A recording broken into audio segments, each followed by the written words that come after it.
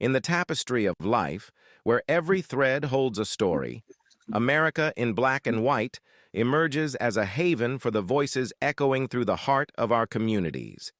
In this podcast, we wade through the rivers of our collective experiences, celebrating the vibrant hues of change brought forth by the whispers of hope and the roars of action. It's more than just a conversation. It's a journey into the heart of our society, illuminated by the light of those daring to dream and do. Join us, and let your voice be the melody that guides us toward a dawn where every color finds its place in the masterpiece of our shared destiny. Together, let's paint a future brimming with the positives that dwell in our minds and the actions that shape our world. Good evening, ladies and gentlemen, and welcome to another episode of America in Black and White. I'm your host, Charles King. Hey, before we get the show started, I'd like to say Happy Black History Month to everyone. And we're going to kick the show off with a reflection of James Baldwin, who is a truth teller of a nation for Black history. James Baldwin remains one of the most essential voices in Black history because he dared to articulate the emotional, psychological, and political realities of being Black in America with unmatched clarity. Baldwin understood that history is not simply a record of events, it is a mirror, and he forced America to look into that mirror without flinching. His reflections on identity, belonging, and moral responsibility of a nation come to shape how we understand race, justice, and liberation today. Baldwin's insistence that nothing can be changed until it is faced is a guiding principle for educators, leaders, and community builders like Dr. Gardner, who work daily to transform systems from the inside out. Baldwin's legacy is not just literary, it is instructional. He teaches us that truth is a tool, courage, and is a requirement, and education is a pathway to collective freedom. So, just so we now it's time for us to get into the show, and I'd like for you guys to know that again, good evening and welcome to another powerful episode of America in Black and White, where we confront the issues shaping our communities, celebrate the leaders moving us forward, and honor the legacy of those who paved the way. Tonight, we're shining a light on a leader whose work embodies purpose, resilience, and transformation. In a time when public education is under pressure, when equity is still a battle, and when our children need champions more than ever, there are individuals who rise to that moment. And Dr. Nicolas Gardner is one of them. From Topeka, roots to district leadership, from physical education teacher to principal of a pre-K-8 signature music campus, from scholar to mentor to community advocate, Dr. Gardner represents what it means to lead with heart, vision, and accountability. And as we honor Black History Month, we also honor the lineage that shapes leaders like him, the thinkers like James Baldwin, the movements that birth our progress, and the personal influences like his father, who instilled the values that guide his life's work. Tonight, we're not just having a conversation, we're documenting a legacy. Let's get into it and let's welcome Dr. Nicolas Gardner to the show. Hello, sir. Thank you, Charles, for having me on your podcast today. And happy Black History Month. It's an honor to be on, but especially during this month of February. Well, I thank you so very kindly. And is there anything you'd like to say to the audience before we get into the show? Yeah, I would just like to welcome everyone to the show. I hope you are looking forward to a conversation. We're going to talk about schools, community, mentoring, really all the things that got me where I am in this position today. All righty. So let's start out first with I'd like for people to get to know a little bit about the guests and they get the opportunity to learn how your situation started from where you grew up to where you are now. What's it like growing up in Topeka And how did your upbringing shape your worldview? Yeah, so I'm born and raised in Topeka, Kansas. My father, which I know we'll talk more about later in the show, was actually a principal. So every day before, when I was getting up, going to school, I would see my dad put on the suit and tie every single day. And I think some of that's kind of really was instilled where how I got to where I'm at today. Grew up in Topeka, went to a school called Shawnee Heights. From there, I went to Emporia State. And when I was in high school, I loved sports. I love basketball. I love football. So my goal was to be a physical education teacher and a coach. That was where my passion was at. That's where I wanted to be. But one thing that I've taken just a love is a love of learning. So my background consists of, well, I was at Emporia, I got an undergraduate in physical education. I then got my master's in special education because at the time it was difficult to get a physical education job. So I had to make sure I at least have a job. If not, it'd be special ed. Ended up getting a job in Topeka Public Schools in Topeka, Kansas as a PE teacher. While I was a PE teacher, I continue to go back to school, and that's what I instill a lot of our students on is, learning something they can't take away from you. So I went and got my administration degree, and then from there I was able to become an assistant principal after I taught PE 10 years, and then from there I started my principalship at Ross, and then during my first year at Ross, that's when I was working on my doctorate, and I finished that. And then now I'm at year 4 of Ross, and then I'm at my first year being a pre-K through 8 campus principal, which really encompasses 2 schools where I receive both of those schools. When did you first realize that education would become your life's calling? No, that's a great question. It really started the first day when I walked into being a physical education teacher. I just saw when the students saw me in the classroom, I saw like really a look in their eyes and somebody they could really look up to and really gravitate towards. And then that's when I realized, this is beyond, the education. This is helping kids see themselves. And so from there, I just set out to myself to really be the best I can in whatever position I'm at, and then instill that education belief in the students that we serve. So I would say it's probably the first day I walked in as a physical education teacher. What is it like being surrounded by all of those young, brilliant minds that have to be molded to be the great people that they are today? I mean, that's why I'm in education, and that's the best part of my day. And I would tell you that when you're a teacher and you become a principal, it's very similar. It's just a much bigger impact and landscape you can have.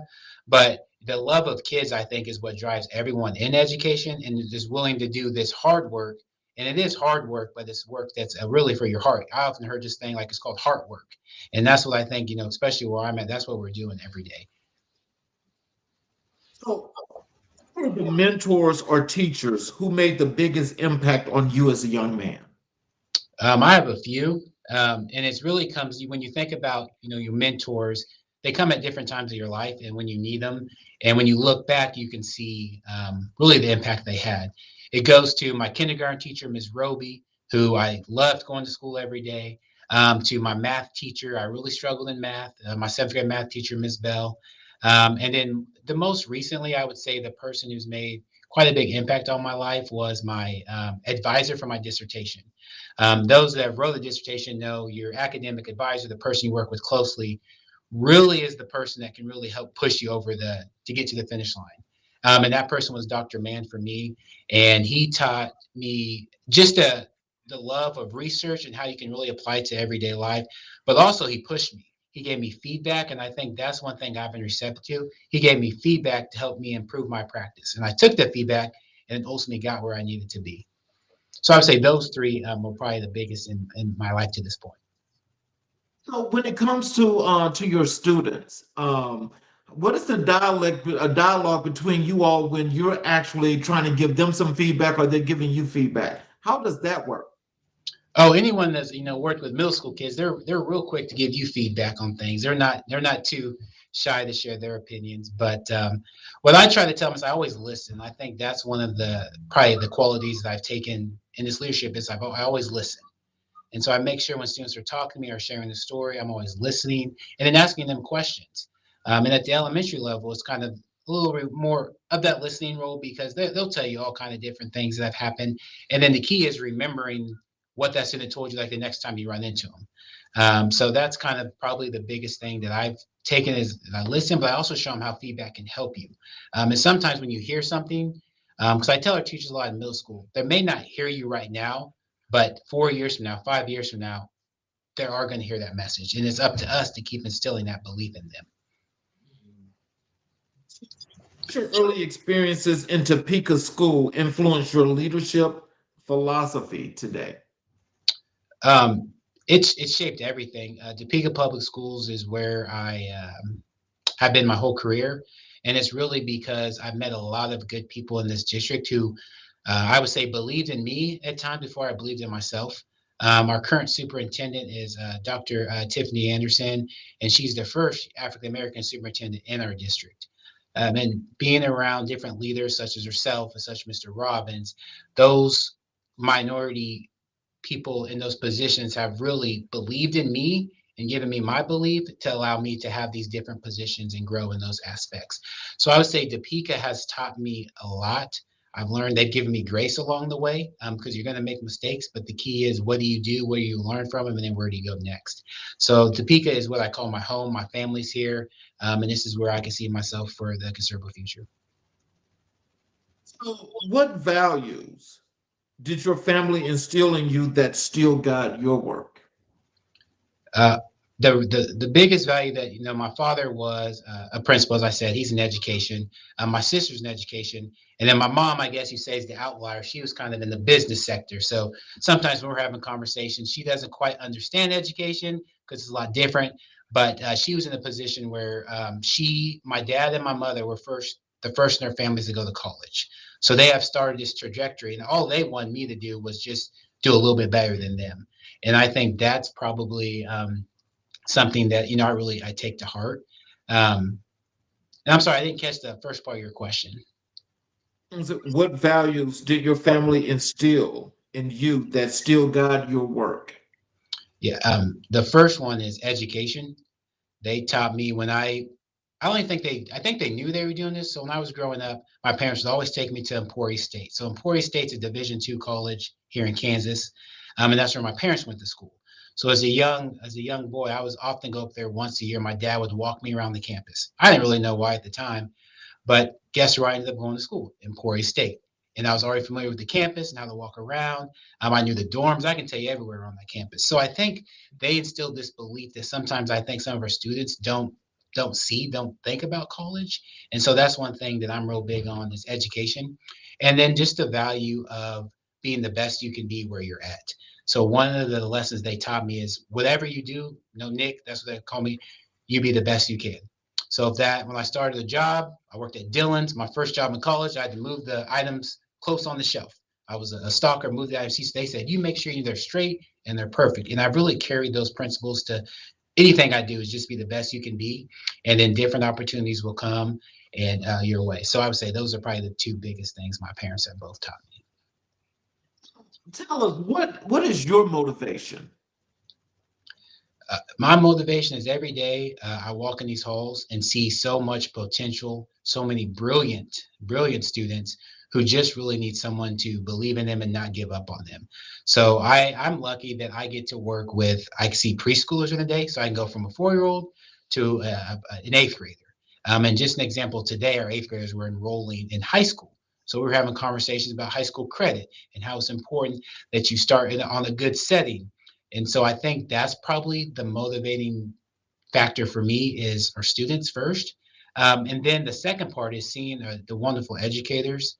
I know education now can be always not looked at in the most positive outlook, but every day I see teachers and staff giving everything they have to our students. And so that just motivates me even more to give everything I have and to be able to provide the support for our teachers and our staff. Mm. So let's transition over to your educational journey. What drew you to physical education as your entry point into teaching? So I wanted to pick something that I loved, and I wanted that was one thing. My father, you have to find something you're passionate about, and I love sports and I love being active, and so I thought the best route for me would be to become a physical education teacher. So I was an elementary PE teacher, and that's really where my heart was at. And then that allowed me to honestly start getting a little bit of coaching. And a lot of coaching principles are honestly the same kind of principles you take into a principalship. So I was able to start a coaching program at our elementary school. So we don't have a program for students to be involved in sports. So one thing I started at Quincy was an intramural program where we were able to have students participate in the sports in our Parks and Rec League. And that was really impactful because that was a lot of the times their students' first time actually playing any type of sport. So I would say my love for sports kind of grew and helped me find the love of how you get your community involved in the school, and then how you can really help your whole school transform with those aspects. So is it that, so are you saying that it was like, it was sports that, in the process of you getting into being a physical education teacher, but that is also what you use to connect with the community? Yeah, that's really where I started this. Because when you get into apprenticeship, you really realize, schools can't do it by themselves. And often the schools are the heart of the community. And when I started teaching physical education, I got into coaching. None of the kids had shoes. They didn't have any nice shoes. They didn't have the money to be able to pay for to get into the league. And so I really had to start. That's where I started getting this approach of community and really asking the community how they can support our schools. And that's one thing we partnered with the local firefighter union, and they provided all of our students a brand new pair of shoes and socks. And that's kind of where it started from there. And then in that program, the best thing I think as a leader or any position you get in is when you leave, if the systems still remain, and that program still continues to this day by that support of the local firefighter union. So that's something I'm really proud of, and proud of the people who have come after me that have continued that partnership and avenue for our students. So, did your time as a PE teacher prepare you for school leadership? I think the first thing it taught me is I was able to work with a wide range of students. So as a physical education teacher, you see all the way, I saw K through 5. So I think that helped me because there's a difference between kindergarten and fifth grade. So I was able to uh, really provide, that helped me as I became a principal. The second thing I think that being a physical education teacher helped me is it's really the same things that brought you into being a principal, being a PE teacher, whatever you're doing, are the same principles that you can apply to a principalship. So working with the students, working with the community, you can't forget those things because that's how you got ultimately the position you are. And then obviously in a new role, there's things that you don't know, and sometimes experience is the best teacher. And so I think that's something that you just learn through as you go through your principalship. So, do you think with the way education is under attack right now, and how there basically public school is being destroyed? So, do you take, or do you think in terms of taking your sense of community and education because of the love that you have for it? How do you actually make it work where you forge the two together and you're trying to hold on and you're holding on as best as you possibly can at this point? What are some of the things that you're doing that's making that connection? I think the first thing all educators can do is I think we have to share our own story. I think a lot of times, if you don't share your story, a narrative will be written about either your school or your community. You can walk in any school, I think, you can walk in any school in America and you're going to see something great that day. And so I think it's up to us as building principals or administrators to highlight those teachers and those students who are performing very well. Example, this weekend, we had a student go to the Shawnee County Spelling Bee. A fourth grade student made it to the third round. And that's something we're very proud of. She was competing against eighth graders. And so I think that's the part as educators we can do, is to make sure we share our own story. And I often challenge our community to, if you have a critique or if you have something we can do better, come spend time in our schools.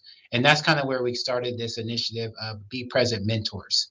And when I say be present, it just means being where our kids are at.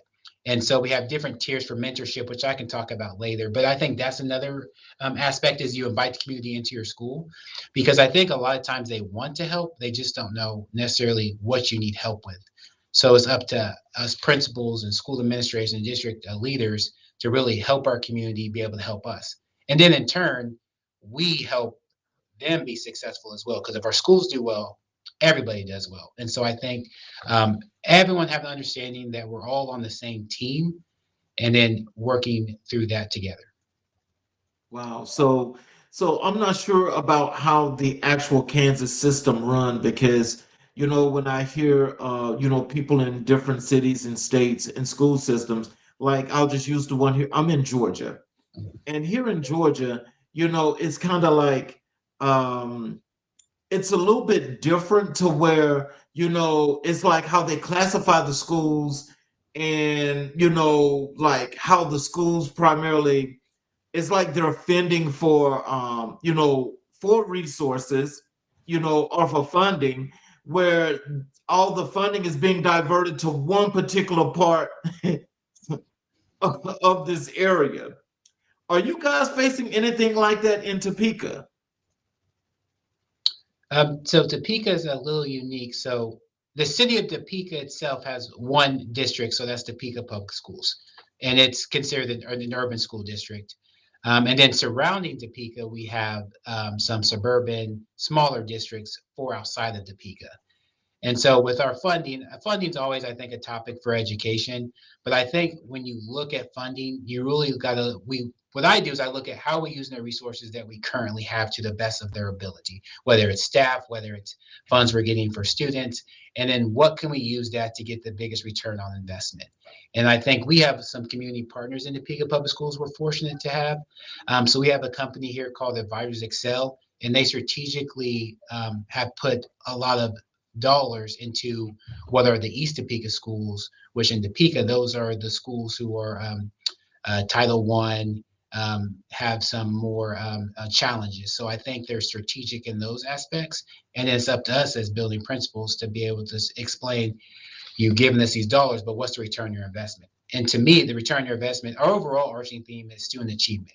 We want our students to be performing at state grade level or above. And so that's our goal. But there's many different ways that we have to get there, because our schools just sometimes just have different challenges where we might need to have a food bank in our school, a clothing bank in our school to provide those resources, not only to our students, but our families as well. What motivated you to pursue dual master degrees?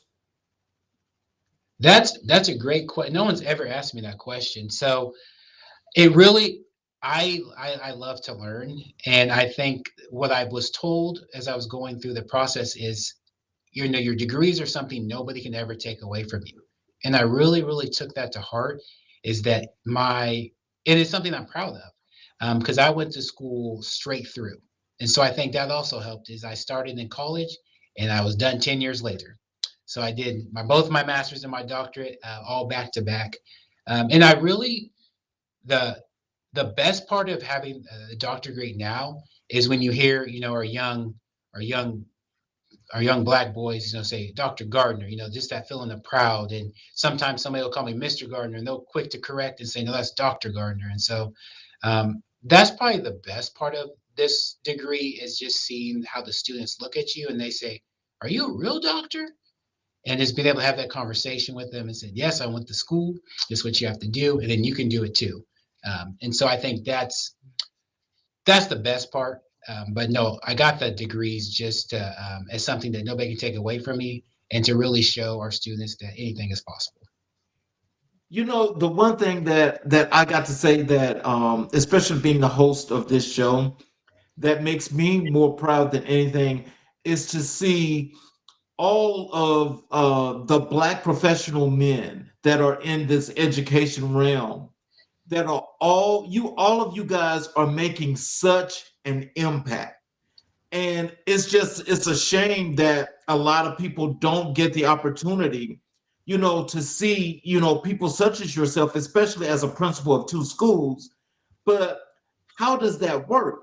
Now, my thing is that I know, from one of the guests that was on here was just saying that, the number is so small when it comes to Black male educators.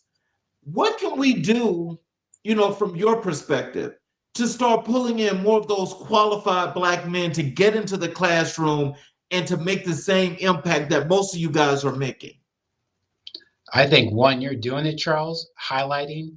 And so thank you again, highlighting those people who are in the field that are doing the work. So I think that's step one. And then step two, I think, is community. I think as Black leaders, sometimes you can feel on the island, you can feel alone in this work.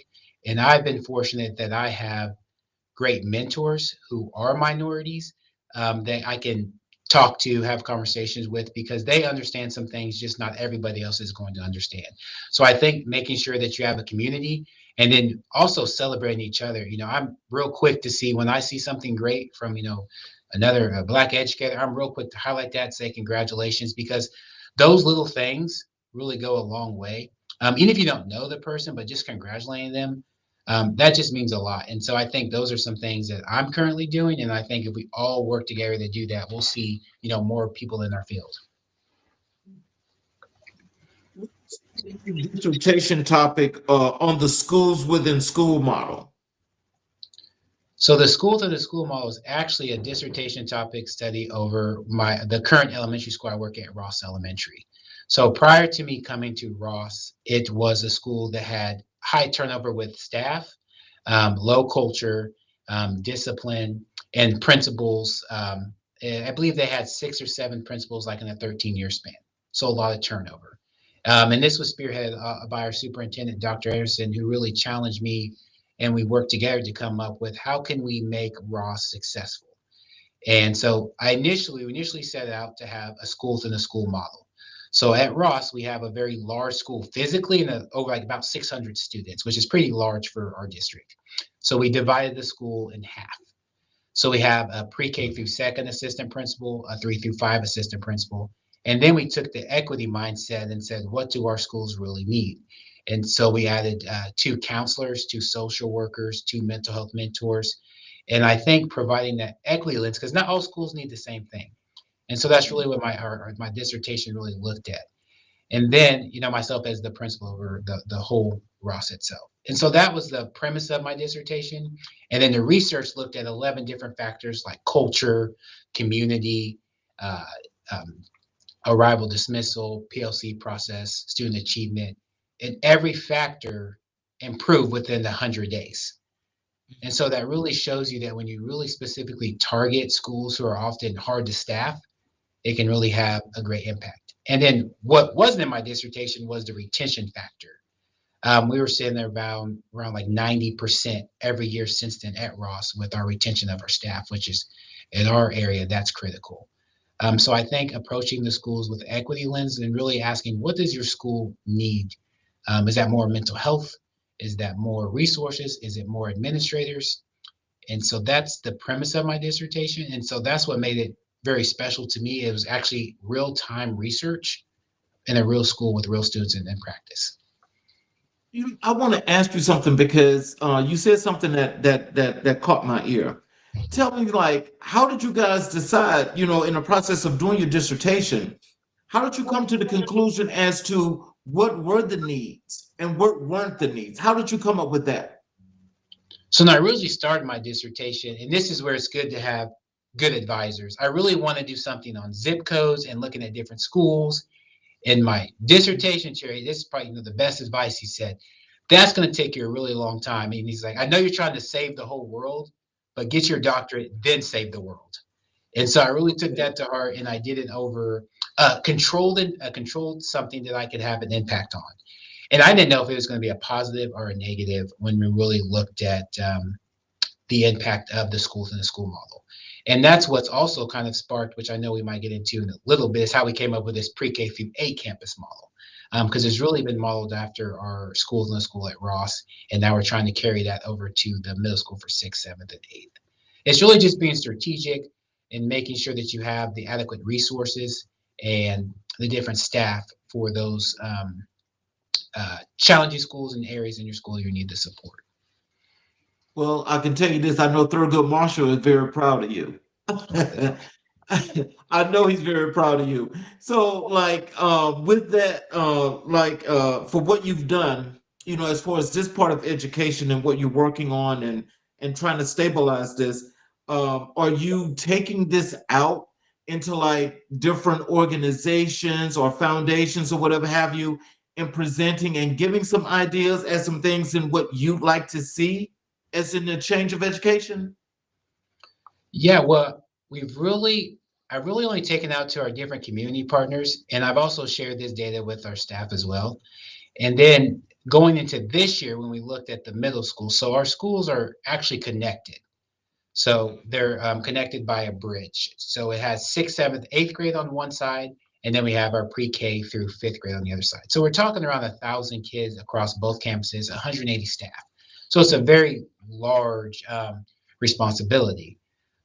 But the great thing is we have really good people doing the work. And so we were able to have some additional positions at the Eisenhower Middle School, and we're really trying to replicate what we started at Ross over to Eisenhower. And the neat thing is we have pretty much every fifth grader, 95% of our fifth graders will go to Eisenhower. So there's some students who I've had since they were in third grade. And that part of stability for our community, I think, is the key, and that's critical.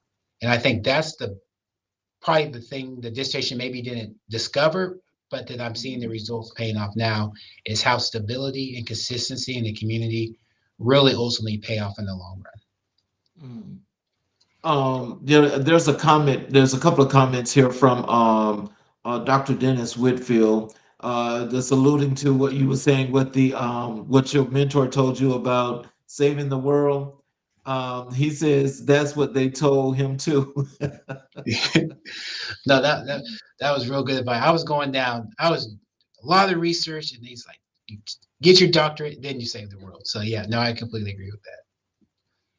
And his second comment is, this is graduate first, then save the world. So I'm assuming that, when you're really altruistic, they just want to make sure that you focus on that education first before you get out there and you do everything else. And the same aspects I've applied to the principalship. So when you often enter schools, there's so many things that need to be addressed. But I think being intentional and focused and making sure you do the little things well are going to pay off in the end. Because you can't come into school and change everything your first year. You got to be intentional. You got to listen. So I kind of taken that into my principalship, same approach for my dissertation. So, what did your research reveal about discipline, communication, and culture in schools? I don't have the exact number. So what we did is we surveyed the staff. So prior to me becoming the principal, the staff took a survey and they rated everything on a 1 through 5 scale. So 1 being not good, 5 being the best. The part of the dissertation I think that speaks to it, all 11 indicators improved within 100 days. So often when you think of change and reform, you think of it's like going to be a 3 or 4 year process, but it shows if you're specifically and you target and you really take the equity mindset, you can really make change for all. And so when I hear the word equity, I think what's best for all students, because we have some gifted students here that equity for them is we need to continue to push them in classes. We need to get them in gifted. Because when I started at Ross, we didn't have any gifted students. Now we're up to 5. And so I think those little increments along the way. But ultimately, I think what it showed is the importance of how communication, discipline, and culture can affect a school. And communication from the aspect of communication with our staff, communication with our families, communication with our students. So I think it's kind of confounded with that. And then with student discipline and support, it's just making sure you have the proper supports in place. Not necessarily students are getting suspended, things like that. Making sure you have the correct mental health resources in your schools to be able to provide all those wraparound service for our students. And then those are the things I think that I kind of we know, but we don't realize the impact they have on the overall school environment. Let's transition over to your leadership at Ross and Eisenhower. So, what makes the Ross and Eisenhower pre-K signature music campus unique? Well, what's unique is there are other campuses in our district. So there's 2 other schools that are considered campuses that are connected. We are the only school, however, that it has a campus principal, and that is myself. And then it's kind of like a really large high school when you think about it. And so that each school then has a lead assistant principal, which kind of serves that runs the day to day, and then other assistant principals, deans, counselors, and those aspects. So I think that's one thing that makes it unique. This is the first year the district has tried this model. And it really goes back to the stability and consistency in the community. And I think that's the biggest thing this model has shown. I would say the second part is we are a signature music school. So what that entails is we receive just additional funds for providing music in our schools, providing field trips. I think that's the biggest aspect. And then our fourth and fifth grade just get more experiences with trying different instruments. So really trying to take the whole approach of providing our students with some, maybe some things they would not receive at a different school if they did not attend our campus. Now, let me go back because I just thought of something as you were mentioning this, and you just connected Ross and Eisenhower the way you did. When you think about the student ratio to your instructors or your teachers, and you mentioned also that you had some gifted kids as well at your school. For the staff that you have and the way the schools are connected and situated, does that allow you the opportunity to help your kids further advance than most schools? Because it sounds like you guys have got a foundation that's more than just teaching your kids, what it is from an educational perspective, but you guys are doing life learning. Yeah, and I'll go back to the gifted students because I think this is an important thing to mention is these students didn't just appear when, I became principal. These students were in our schools before that. They just didn't have the advocacy of teachers and staff saying, I think this student's gifted and should be tested. Because a lot of times it takes a family member or a parent that says to get that gifted process started. And so I think we all at our schools have gifted students who sometimes are just maybe not having the ability to be tested for gifted. And then when you look at the academic achievement, Charles, that's probably one of the most exciting things about this is that the possibilities are endless. So this is just year one. But when you think about the fifth, so our fifth graders, that's the last year of elementary, and then sixth grade is the first year of middle school. So we think about that fifth to sixth transition, that can be very challenging for some students. But how often can you have sixth grade teachers talk to fifth grade teachers? And so I think those kind of conversations. And then another conversation I had was with during PLC in our ELA department. They've had some students that said they've never read a novel in their whole life. And I'm like, well, we can definitely fix that. So I went to our third grade team and said, can we start reading novels and books? And so those kind of conversations, I think, along the way can get lost when you go to a whole new school, new principal, new administration, that when it is consistent and we stabilize it, the growth of our students, I think, is going to be the outcome that we're going to see in the long run. You approach leading, how did you approach leading two schools through integration? Can you repeat that question, Charles? How did you approach leading two schools through integration? So I started at Ross, and then this is my first year doing both schools on this campus model. And what do you mean by integration of two schools, Charles?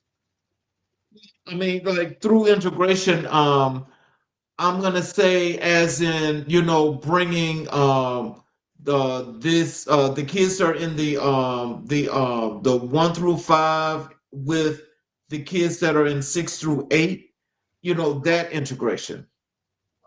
So our schools right now, they operate, so it's two separate schools. So we have our elementary side and our middle school side. They do not interact with each other because they're two separate schools, but we do have different opportunities for, I would say the biggest thing we do is mentoring.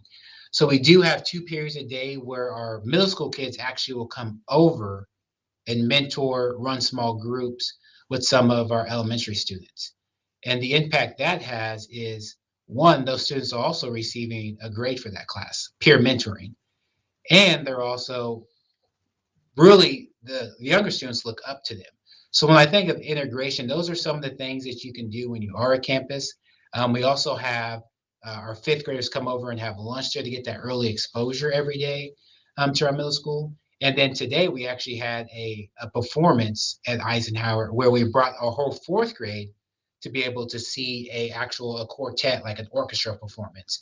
So when you think of integration, I'm thinking of different things like that. And the possibilities, we still haven't touched on all of them because there's so much we can do. But right now we're just laying the foundation for that this year. So what and just in the you don't not like what you're actually doing, but can you give us like a visual as to what is actually going to look like once you fully integrate the whole system that you're talking about? I think you're going to see one, increased student achievement, and two, I think you're going to see a real sense of belonging and community across both schools. And you're going to see some just common ways of how you operate in a school, common expectations, common ways that we can be successful. And so I think that's the exciting part is we're just not quite there yet because we're in the first year. But I also think you're going to see a lot more connection between the mentoring of both schools and then really how to provide. When you bring two schools together, that also increases your resources and your community partners. And that's also something I'm excited about. And I think you're going to see also an increase in really everything from, academics to our athletics, and then ultimately our staff just feeling just a large sense of community and just different people they can rely on, different people they can talk to. Because with over 180 people, I often tell our staff this, all the answers we need are in this between both schools. We have some veteran teachers who are experts. We have some first year teachers who are doing great. We have instructional coaches. We have assistant principals. And so it's just being able to tap into all of their expertise and how to leverage that for our campus. So I think that's the future. And that's what's exciting. That's what motivates me. That's what keeps me excited about wanting to keep doing this in the future. What are the biggest challenges facing pre-K campuses today? Is it just preschool or pre-K through 8? Well, the pre-K 8. Okay. Well, preschool definitely is one that is getting students in preschool. So that's the first one. We see a big advantage to students who have the ability to attend preschool. So we're very fortunate to have that. And some of the challenges that I think a pre-K through 8 campus face are it's unique. There's not a lot of models that you can look at because often in schools you can kind of take a little bit of pieces and then just operate in a school that has over 1,000 students, 180 staff. It's just critical to think about being intentional and how we can best use our resources and all the logistical items and things of those avenues. But I would say the positives far outweigh some of the challenges that we're going through because the challenges often we can face them together and work through it. And then a challenge for myself as being the principal as a pre-K through 8 is just the magnitude and the large scope of the school. But it also highlights the need of anything great. Charles is done with a great team, and you can't do this work alone. And this has really um, caused me to really think about that and really how do we utilize our staff in the best way and know that we're all in it together. You build a culture where both students and staff feel seen and valued. So culture.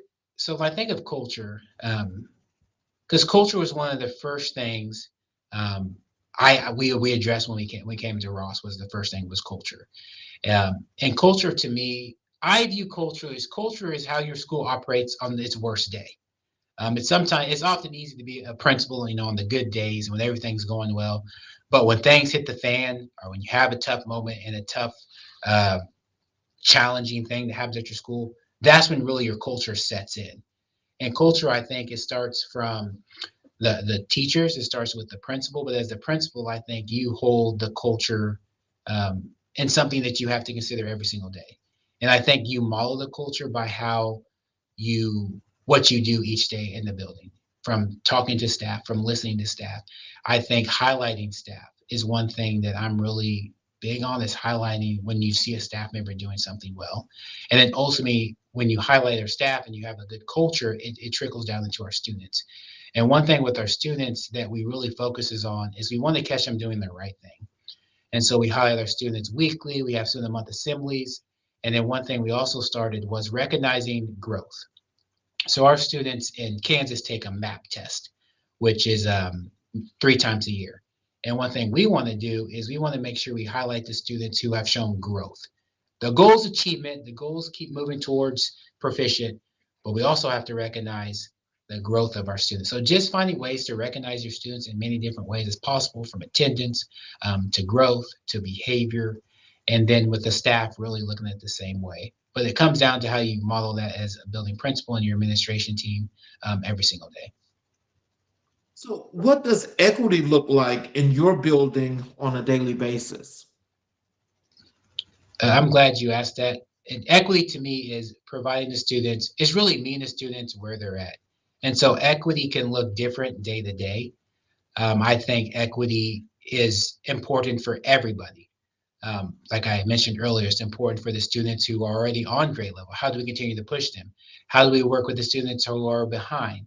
So that's kind of how I view the word equity, and just always being mindful of that when you approach a conversation, when you're talking to a student, is really meeting people where they're at and how can we get you to where the ultimate goal for that individual, whether it's a staff member or a student. So, like, what advice would you have for some of our teachers that are out here, especially those that may be watching, that may have some struggles, may not have a good team.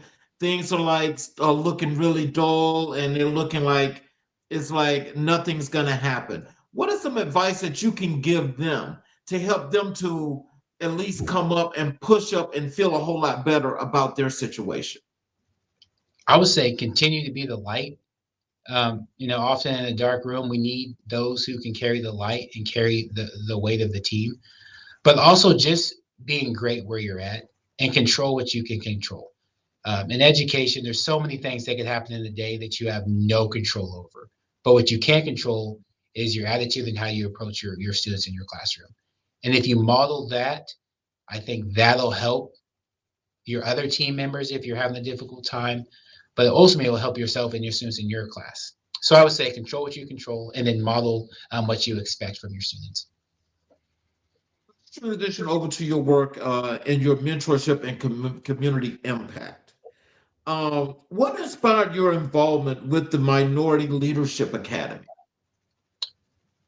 Oh, that's a great question. So in Topeka Public Schools, we have Minority Leadership Academy. This actually started back in 2010, and it's a group of minority educators in Topeka Public Schools.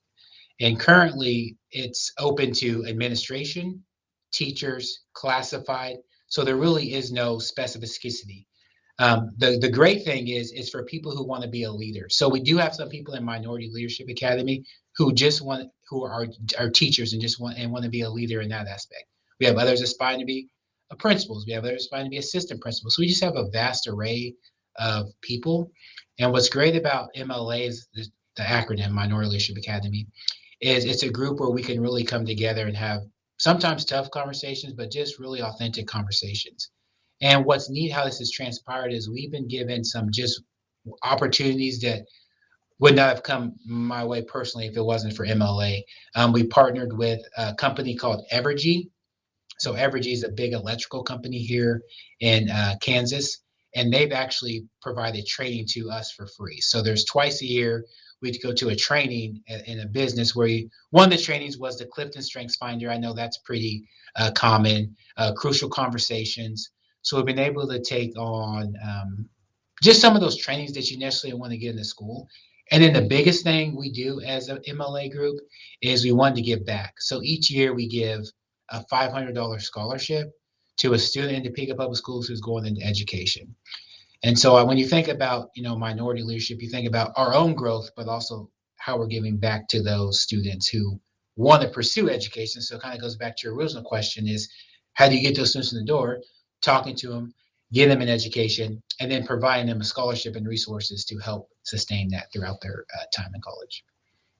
Got another comment here in the chat here. That's why I put my glasses on so I can make sure I can read this. This is from James Abdullah. He says teachers in the U.S. are chronically undervalued, and it shows. We ask them to shape minds, manage trauma, adapt to constant policy shifts, and rise to the next generation. Then pay them like it's a hobby. If we truly believe education is the foundation of society, compensation, respect, and support should reflect that. You can't build a strong future while treating your builders as expendable. Oh wow. So I think that that's actually saying a lot. That's basically talking about how teachers are being paid. And I think he hit on a lot of key factors of things as building principals and administrators and those who support education is to really put a value in our educators. Because without educators, I mean, we wouldn't be here where I'm at today. And I think sometimes sharing those stories and having a recognition that everyone is where they're at because of an educator. I think we all have an educator or a teacher who has made a positive impact in our life. And that's something that I think we continue to advocate for our teachers, because they don't get in this work um, for money. But I think that's something that moving forward, that I know our district is always working to make sure we're one of the top paying districts in the state of Kansas. But also adding just some different things to really support teachers along the way. One thing we added this year, they call them personal development days or mental health days. So we have around 4 to 6 of those built in our calendar. And then really, how do you highlight those teachers and really continue to support them through this challenging work? Because we need teachers, we need the great people in the trenches, because they're the ones doing the work. And then I'm the lucky one that gets to sit and watch the great things happen. But it's my job to make sure I'm supporting and providing them with the resources they need to be successful. So great comment. Um, how does mentorship strengthen the pipeline for future Black educators? Mentorship to me is one of the biggest, it's probably my, if not the biggest passion I have in education, because I've seen it play out. One thing that I'm learning about mentorship is I'm learning there's different mentorships. So one group we just started working with last year was it's kind of non-traditional, is the East Topeka seniors. So we have a senior citizenship place, senior place where they live, probably like 5 minutes from our school. And they connected with me and said, "Hey, can we partner and have lunch buddies with a class?" And I thought, that's a great idea. So once a month, they come over and they have lunch with our third grade students. And just some of the conversations they have with our students, especially when it comes to Black history, because a lot of them, they were alive during some of the things they're learning about in class. So I saw a whole different approach to mentorship through that lens. But then also your traditional mentors where they come in and they work with a group of students. So we just have a lot of different aspects. And one thing I'm big on is just making sure it's consistent, because being a mentor, it is a lot of time. But the impact you can have if you build it over time is truly impactful. So we do have some that come work with students. So those are our Be Present mentors, and they'll come spend about every couple of weeks, sometimes in class, sometimes they'll pull them out of class. And the best part to being a campus is some of those fifth grade mentors I've been able to pair up again at Eisenhower. And then at Eisenhower, we started a group called Achievement Inspired Minds, which is a group for our eighth grade young men. And so mentoring to me is you can start it wherever you're at, with just a group, with one person. But ultimately, that's going to make an impact. And that's what's really going to help our students be successful. What do you believe young educators need most right now? I think what young educators need most, well, that's a great question. I would say a um, belief and support, and making sure that they have the tools and resources they need to be successful. And so it's just making sure that they have the different avenues, whether that's professional development. I think as a new teacher, often you see classroom management could be a challenge, and just making sure we come in with this support lens and really how can we best support what that current teacher is needing. But then also build their own capacity and self-efficacy with providing professional development in the instructional aspects or any other area that they might just need extra assistance in. But I think with young teachers, it's important that you really take the time to support them. And one thing I started doing with our new staff, not just new teachers, but any new staff to our campus, is meeting with them in a one-on-one. twice a year. And it could be, and I just have, two or three questions. What's going well? What do you need help with? And often you can find some underlying themes that can really help, but also it provides them an opportunity to come speak to you. Because as a new teacher, they're often ones that probably aren't going to necessarily come up and talk to the principal or ask for help, but they're really saying, how can I help you? Is something that I've learned from those conversations. How do you support teachers who are struggling or feeling overwhelmed? I think the first is listening. And so when I do come across or I do feel a teacher is being overwhelmed, I come in with a listening lens. But also it's knowing the pulse of your own staff in your building. I think you'll know certain times of the year how to, there are going to just be some challenging moments, but how do you be proactive in those moments? And then asking the teachers often, what do you need from me? Or what can I do to help you be successful? And really having this lens of we're in this together and kind of being a partner with through some of the, challenging waters. So those are kind of the things I would say for a teacher that's kind of going through a challenging or overwhelming time. And then using your staff of expertise. There's somebody in your building who's an expert who's a better teacher who's been through that could provide a mentor. And so if your district doesn't already have a program, I would definitely recommend pairing up, new teachers or teachers who just need a mentor, another a colleague in your building. What role does community partnership play in student success? I think community partnership plays a vital role in student success because community partners can provide so many resources and opportunities for students that schools sometimes can't do it, simply by themselves. And I think it really helps bridge the gap with families. We've had multiple events where we've given away, example, beds. We've gone to back to school giveaways. We have a food bank that's being funded by many different partners. We have a clothing bank that's run by a local church. So six church ladies come run the clothing bank. It's open every Wednesday from 9 to 11. And I think when you have all those different resources in your school, it really helps open your school doors. And sometimes parents who maybe not have had the best, I guess, impression of a school come into school and they just feel welcome and they feel heard. And so community partners are critical to any school success, whether it's the colleges, whether it's the local churches, whether it's local businesses. They all play a vital role. Oh, we got another comment here in the chat. Um, Actually, there's two. There's one from Coach Carrie Willis. She says that's great that teachers are getting support, being productive. I put it on the screen. I'm sorry. That teachers are getting support, being productive, or being proactive. I'm sorry, is important. Do you have a comment to that? That's something I completely agree with, and that's something I've learned early on in my principalship is how to be proactive in knowing the teachers that you currently are working with. I think sometimes I think listening, that's where it comes into a key factor is listening to the teachers, really hearing their feedback, and then going and really making the best decisions based upon that. But yeah, being proactive as much as you can, not with staff and students as well. And James just put it in the chat here that he agree 100% with you. That's alluding to the comment he made earlier about the teachers and the salaries and being treated unfairly.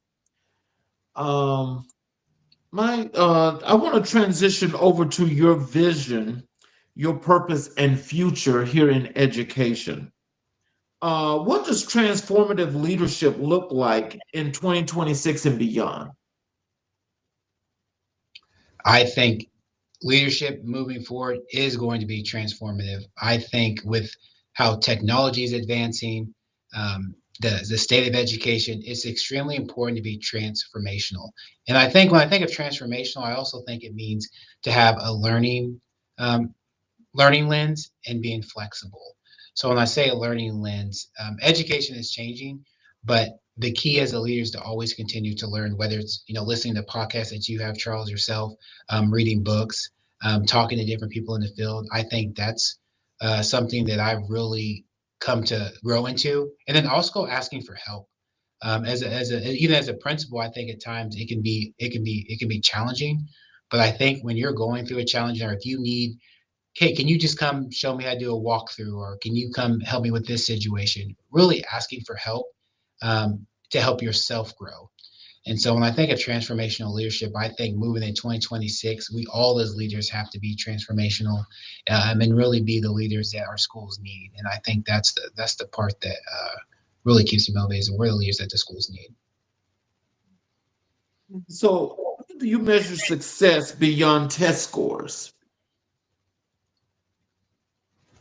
I think we measure success in a school. I think when you walk in the school and you talk to the students, I think that's a key contributor.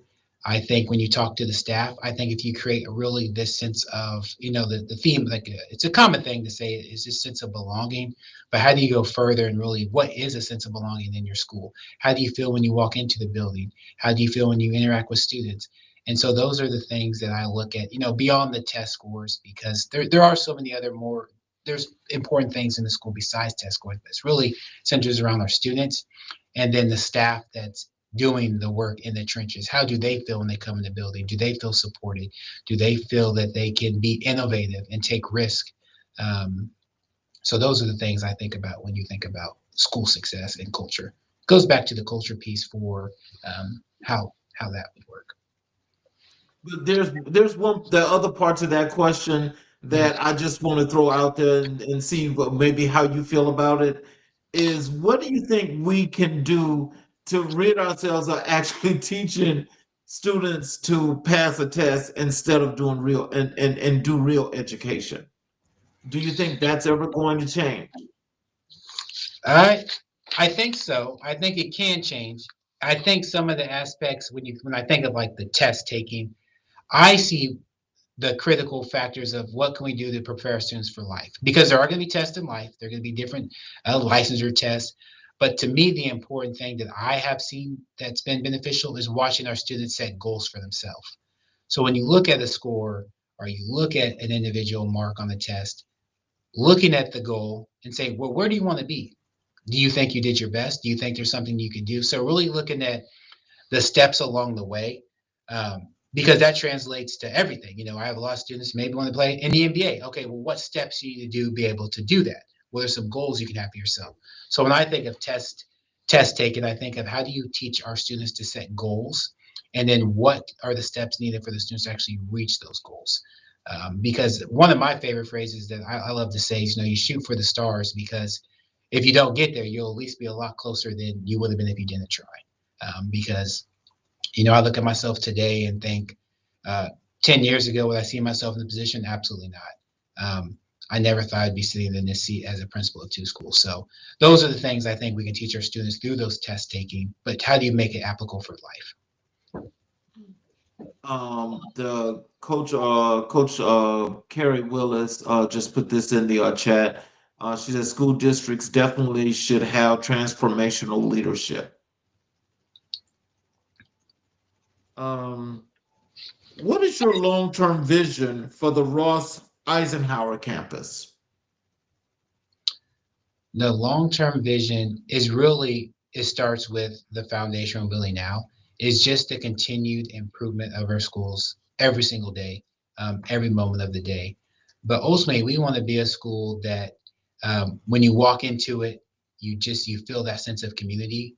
I want to have students who really enjoy coming to school, that have a passion, have a staff there who feels supported, who feels heard, who feels that they can make an impact. Because I think that's one of the key factors I think to keep teachers motivated, is having that impact on our students. So long range, that's kind of the plan, but it starts with what you do every single day. So some of those goals that we're working towards is how you start today and how we're going to move forward tomorrow.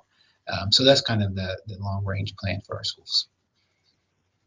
What innovations do you hope to bring to your school community? I think the first innovation we already are with our campus model, but really when I think of innovation, I think of not being afraid to try different things, and not only with our teachers, but in your school. And if it doesn't work, evaluating it, figuring out, well, what worked, what can we move on from that, what tweaks can we make. So I think when I think of innovation, it's not being afraid to sometimes think outside of the box.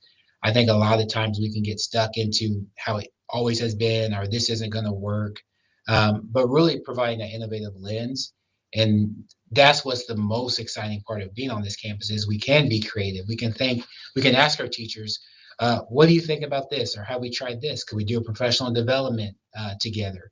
And those are just things I think that keep education in a good place, but also allows our teachers to use their expertise when it comes to being innovative.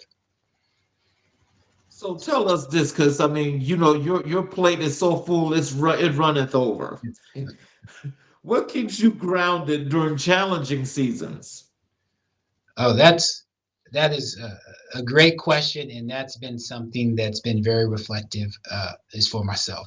Is one, sometimes you got to take a pause and reset, and making sure that you are making time for those people who are often, sometimes in this work, the people closest to you sometimes get the worst to you, and so I always make sure I think about that as I leave the building. Um, I think that's really kind of something grounded. And there's some advice that this too shall pass. I know sometimes when you're in the moments of challenging times, it can seem like it's really the ultimate, like it's a very, big deal. And there are some things that can happen in school that are very significant. But I think the key is remembering, as the principal and the leader, it's your job to see the vision the whole year. And during those wavy waters, it's important that you remain steady and consistent and guide your staff through those challenging moments, but also making sure you're taking time for yourself, because what you do for yourself often is modeled for the staff as well. So I think those are kind of the key aspects. And one thing, our superintendent, she's talked to us, our principals at our principal meeting about is joy. So we're reading the book called Joy, and how do you start the first 30 minutes of your day, and how do you end the 30 minutes of your day? And so that's something I'm really being intentional about. So let's transition over to personal reflections. What brings you joy outside of your work? What brings me joy outside of my work is that I love to learn, and so that's one thing you'll find me doing is either reading or listening to podcasts, and that really has helped me grow, but also has provided time where I can reflect and think about just what's happening in my current role and how I continue to grow in that. And then also, I like to spend time outside. I like to run. I like to do yoga. Just some different things like that where you can actually, put the phone down, put some time away, and make sure you're taking time for yourself. And then ultimately, the thing we have most important to all of us is our family, and making sure that we understand just the importance of our family and how they're there for you to support you during those challenging times. But just making sure you're still giving the best of yourself to your family. Balance as a teacher, as a leader, I mean. Can you repeat that first part of the question? How do you maintain balance as a leader? So balance to me is ebbs and flows. I think as a leader, you have to know yourself, and you have to know um, when you do start to feel maybe that sense of overwhelming or challenges, to really look back and think about what are some things to get you back into a good space. And if you look behind me, so this is actually my office. One thing in my office that you'll see is I have notes and pictures everywhere. And to me, that's where I kind of can get to my balance is when if I feel uneasy or if I'm having a rough day, I can read a note from a former student, a former parent, and it really gets you in the right place. And so I think making sure that you have reminders of that in your work, whether it's literally hanging up on your wall, pictures, that kind of helps me create that sense of balance in my life. So, what is one misconception people have about principles?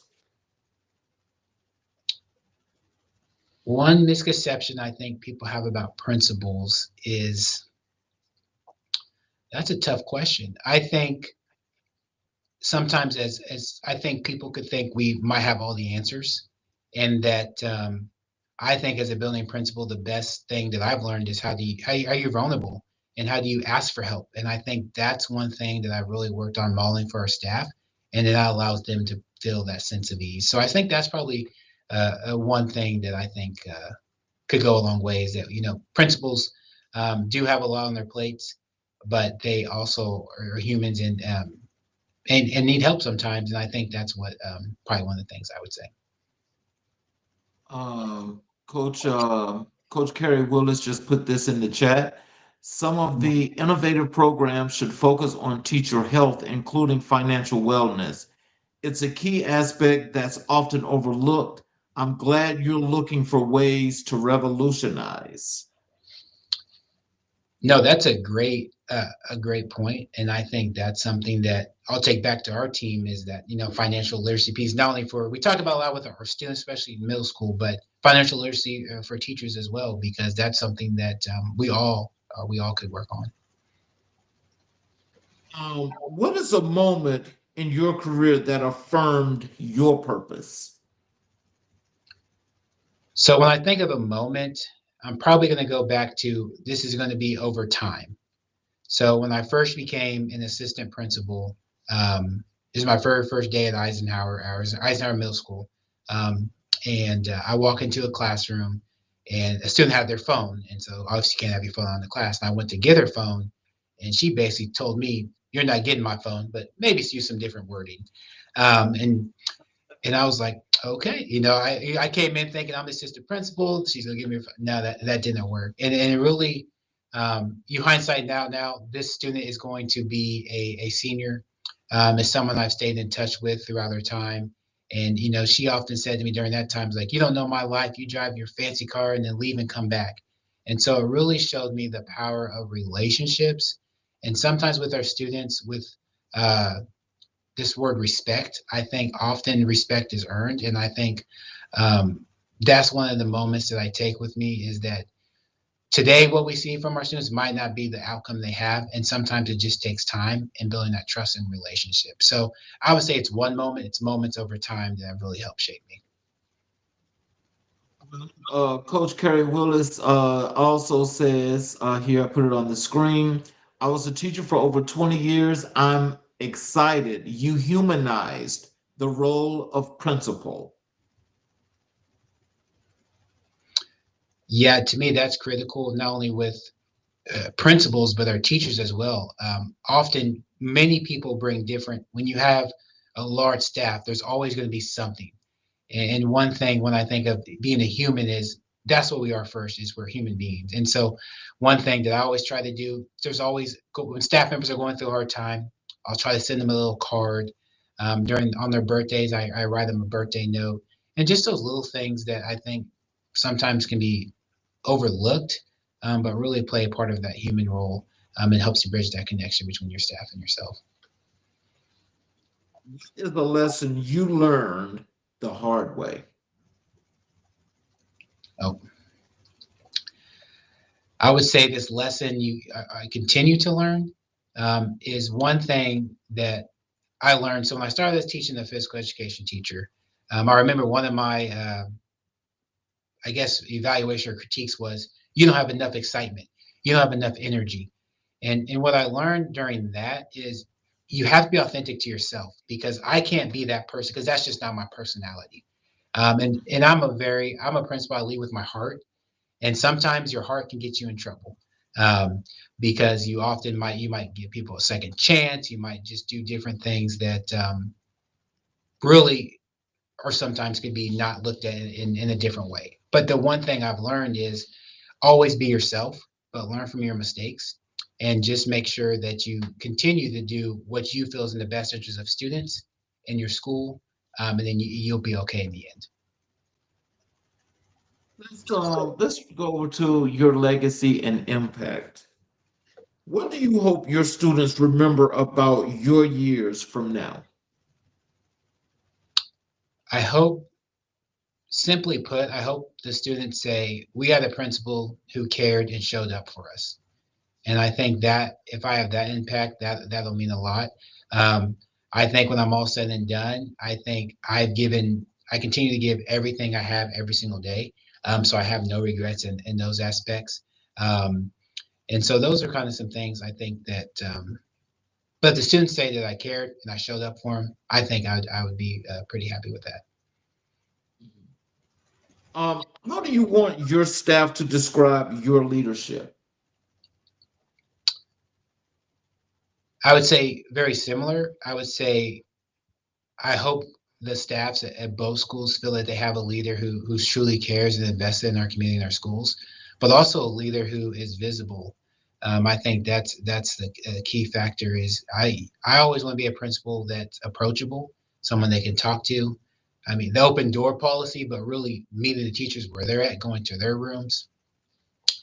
So I would say those are the things that I would hope our staff would say about myself. So, what legacy do you hope to leave in Topeka Public Schools? I think it goes back to just some old adages that my parents taught me is you leave it better than you found it. It sounds simple, but I hope that which I know we're working towards that when I do leave Ross and Eisenhower, it's in a much better place than I found it, just to put it simply. And that they had a leader who gave everything they had to the community to make it the best it possibly can be. What advice would you give to young Black men entering education? The first thing I would say is thank you. You're not alone. Please reach out to anybody that you know that's gone through it. I would say the best piece of advice I could tell you is to get a mentor, and someone that can help guide you, someone you can have conversations with, because there's some things, and I'm sure Charles, you can relate to this, that experience just teaches you that you can't learn without experience. But mentors can at least help make the road not so bumpy. You're still going to hit your head and fall down, but they'll it at least makes it a little easier to navigate. So I would say, get a mentor, get a community group, and then reach out if you need anything. And what does leadership mean to you at this stage of your journey? Leadership to me at this stage in my journey is being a leader is not necessary. It's not about a title. It's not about a position. I see leaders every day in schools in America. I see students who are leaders. I see teachers who are leaders. And so when I think of leadership, I think it's really just a shared responsibility. There are just certain positions that I think we're fortunate to be in these positions. But to remember that when you are a leader, that does come with a responsibility to act and know better, to do the best you can in the service of our students. So, when we spoke earlier, we spoke about We Do Black History 365. And I asked you who was the most influential person in your life and career. And you told me it was your father. Can you tell us? You've shared that your father is the most influential person in your life. What make his leadership so powerful? I, I think I said my father's the most inspirational person to me is because that's the person that you look up to, you look to for guidance. And my dad's a very soft-spoken individual, doesn't have to say a whole lot. And so it really reminds me of with our students is that your action. So one thing my dad, Cleo Gardner, is big on is actions and compassionate and being there for you. And oftentimes you don't have to say anything. And so I would say with my father is that I learned a lot just from by watching, and I think that's one thing I take in consideration as I move throughout the schools is our students are always watching you, how you handle a situation, how you handle a challenging moment, how you react to a certain circumstance. Because that's what I did as a young boy, and that's what helped me get to where I'm at. And so my dad left a legacy for myself. My dad was often a principal, an African American principal at a time when there weren't a lot of principals. He went to different districts. He went to a district where he was one of the first, African American principals. So, he paved a legacy for me and gave me an opportunity to really provide me an advantage that I take to heart every single day. Is that he helped me get where I'm at. And then my goal is I just want to not only make him proud. He already says he's proud of me, but to provide a legacy for those who can come after me to make it in these positions. So, what lessons from your father do you carry into your work as a principal? I mentioned some of them. I would say just being, your authentic self, um, the ability to just be a lifelong learner. I think it's a lesson my dad taught me, and just be the best you can in whatever position you're at. And so I would say my advice for anybody out there, whether you're in the classroom, whether you're a paraprofessional, whether you're a custodian, is be the best and have that expectation for yourself, have the expectation for your school, is that our goal is to be the best we can. And then you'd be surprised about the great things that will come your way. I have another question for you here that's in the chat.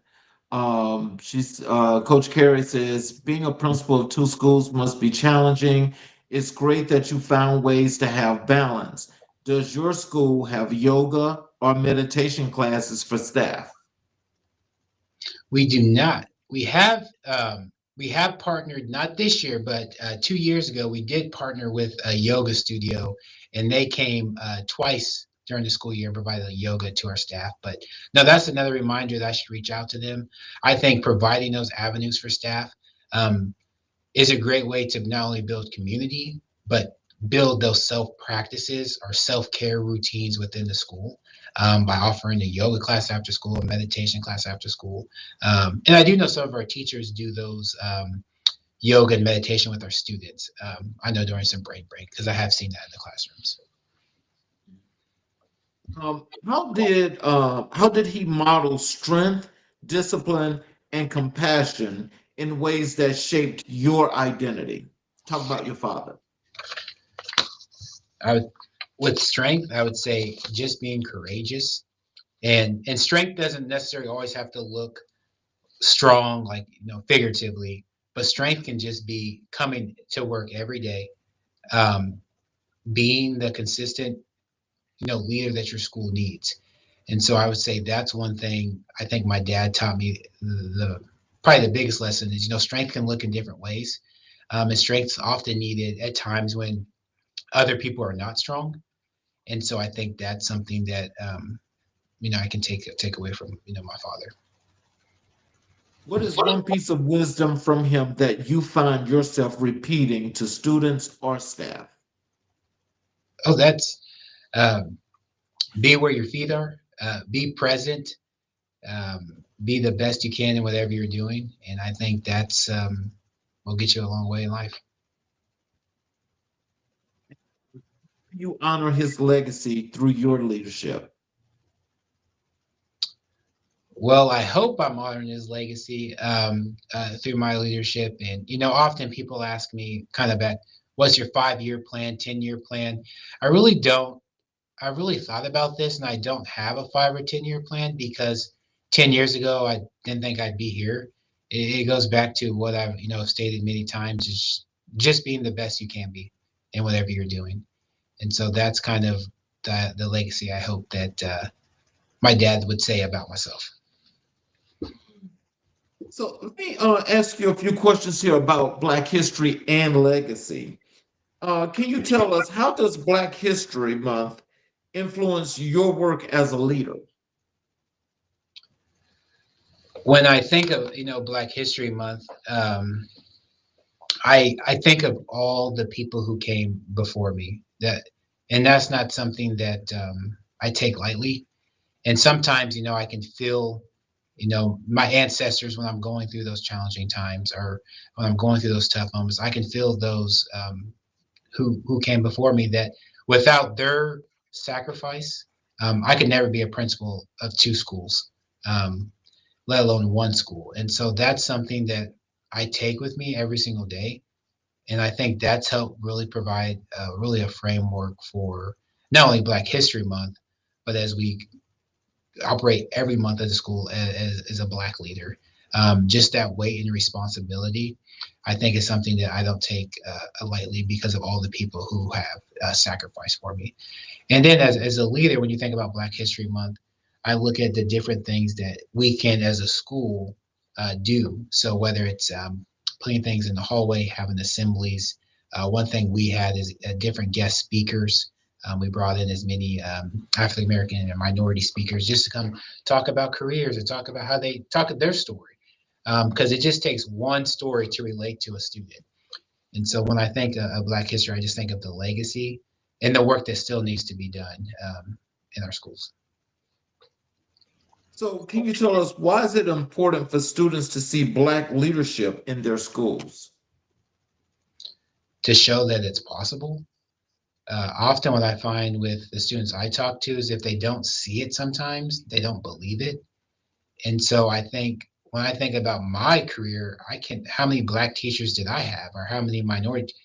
I can name them on my hand. I had a principal, but that was my own father. So I had my, black principal, that was my own father. So that's something that I think that I would take away from Um, Coach Carrie put this in the chat, and she wants you to know that she offers free financial wellness workshops for school employees. She wants you to connect with her at GR8 Finances if you're interested in for your school. And she also says that that's such a flex, being a principal of two schools, such a big deal. Congratulations. that. No, thank you for that. And that's been the most encouraging part. So when I first took on two schools, uh, I think it created a little probably worrisome in some people's eyes, just with the responsibility. But there are so many people, and that's why when I go to work every day, there's so many people that say, Dr. Gardner, I'm praying for you. You need anything? I was at the post office yesterday, mailing something, and an older, black gentleman comes up to me and says, "I'm so proud of you. Keep doing what you're doing." And when I hear that, that just really helps me realize that I am in the right work, and there's so many people supporting me that I don't even know, and so that's what motivates me. So thank you for acknowledging that, saying that. How do you incorporate culturally responsive practices into your campus? I think it's recognition of all different cultures, and that's the best part. I think that's the best part of our schools is diversity. We're basically a third. So a third Hispanic, a third African American, and a third Caucasian across both campuses.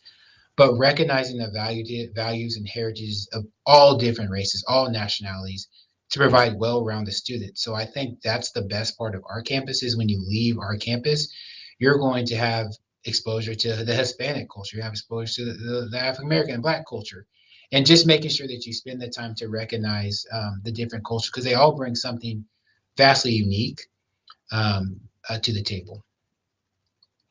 I had to get this question in because when I said Thurgood Marshall would be Mhm. very proud of you, I want you to please tell this audience, what does the legacy of Brown v. Board education mean to you as a Topeka native? So those that don't know, Brown versus Board is actually in Topeka, Kansas. And so when you think of that landmark case, there's so many things to say about that. But the legacy that continues, and I would say the best part of being Topeka is being able to take students there so they can actually learn um, about that and how it's in Topeka.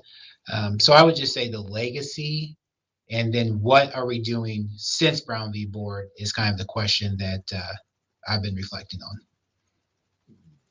Last question for you. How do you ensure that Black students feel affirmed and empowered? I would say it goes back to really what you do with any student, but really meeting the student where they're at. Really, no matter the race, I think that's how you can make a student feel empowered, and also letting them know that their voice does matter and that um, you do have that listening ear, and then building those relationships with the students. I think are ways to continue to empower our students, and giving them ownership and providing different leadership opportunities for the students to shine and finding the things that they are passionate about so they can experience success or mastery in a certain area. And so, in closing, what are some words of wisdom and encouragement you'd like to leave for our audience? How they can connect with you via social media, your websites, or any of those good things that you'd like for them to know? First, Charles, thank you for having me have this conversation. It came at a perfect time. It was great just to just talk leadership, community, and school. Because as yourself, I wouldn't say without this platform, a lot of the work that us in education wouldn't get that light shined on them. So thank you for that.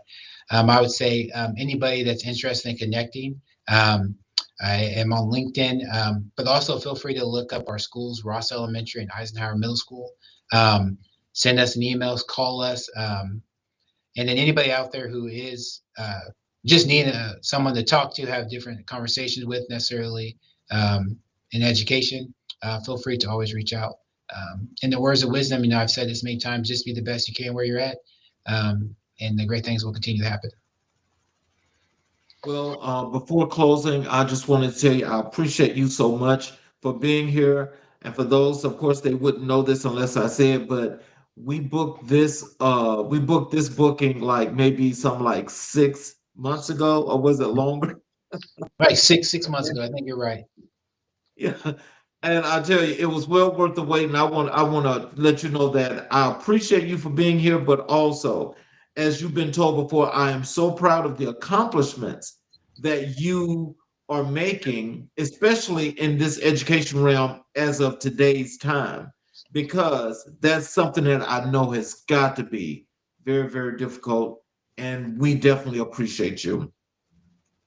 Um, Tonight's conversation reminds us that leadership is not a title, it's a responsibility. Dr. Nicholas Gardner stands as a testament to what happens when purpose meets preparation, when community meets commitment, and when a leader chooses to serve with integrity and heart. In the spirit of James Baldwin, he faces the truth of our educational landscape and chooses to build something better. In the spirit of his father, he leads with strength, humility, and unwavering love for his community. And in the spirit of Black history, he continues to work. He continues the work of shaping a future where every child has the opportunity to thrive. Thank you, Dr. Gardner, for your service, your vision, and your dedication to the next generation. And thank you to our viewers for joining us on America in Black and White. So until the next time, stay informed, stay inspired, and stay committed to the work. Thank you again, Dr. Gardner. You all have a great evening. We will be back tomorrow for another great show. And hopefully, you guys will be joining us because it's definitely worth coming.